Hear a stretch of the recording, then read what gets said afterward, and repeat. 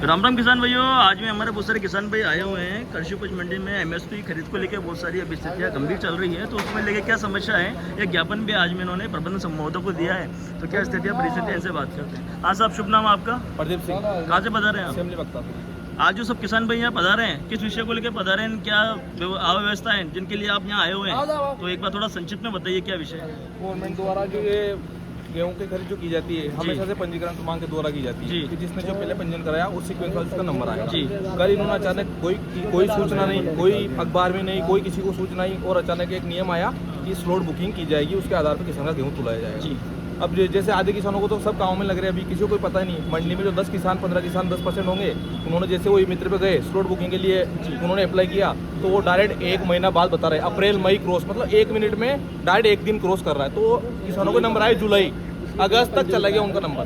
तो अगस्त तक तो आपको पता है 25 जून तक तो कांटा चलता है, तो अगस्त तक गेहूं कैसे तुलाएगा किसान। तो हमारा ये कहना है कि जो शुरू से प्रक्रिया चल रही है कि जो सीक्वेंस वाइज जिन्होंने पंजीयन आधार पे जो क्रमांक है उस आधार पे गेहूं की तुलाई की जाए, ये स्लॉट सिस्टम बंद किया जाए। इससे किसी भी मतलब 90% किसान का गेहूं नहीं तुलेगा इसमें, ये स्लॉट वाइज सिस्टम है। तो आप हमारी ये मांगे कि सीक्वेंस वाइज जो पंजीकरण क्रमांक है उस आधार पे गेहूं तुलाई की जाए, और उस पारदर्शिता लाने के लिए बोले आप डेली यहाँ पे एक सीक्वेंस वाइज किसानों के 50 किसानों के या किसी इतने किसान के गेहूं तुलेंगे, उतने यहाँ पे उनके नाम प्रदर्शित किए जाए और क्रमांक द्वारा गेहूं तुले जाए। और हम स्लॉट सिस्टम से अगर गेहूं तुलेगा तो हम किसान यहाँ पे तुलाई नहीं करने देंगे। किसी अधिकारी से भी आपकी बात हुई है? हम वहाँ एफसी अधिकारी गए थे, उन्होंने कहा हमारा काम नहीं है, जयपुर का काम है, आप जयपुर दो, एसडीएम साहब को दो, किसी को दो। हमने यहाँ पे सूचना इनको अवगत करा दिया है और आगे हम वहाँ एसडीएम साहब पे जाएंगे और आगे जरूरत पड़ी तो फिर हम आगे से आगे क्या रूपरेखा है आपकी? आगे रूपरेखा कि हम यहाँ कांटा नहीं चलने देंगे और फिर कलेक्टर साहब का जाना पड़े तो वहाँ जाएंगे और धरना प्रदर्शन किया जाएगा, मंडिया गेट बंद किया जाएगा। ये किसान सभी गाँव के किसान कर रहे हैं कि कोई संगठन इसकी अगुवाई कर रहा है? कोई संगठन कोई नहीं है, सब किसान मिलकर कर रहे हैं इसका। किसी पार्टी कोई संगठन किससे कोई मतलब नहीं है, ये किसान के हित की बात है और हित के लिए हम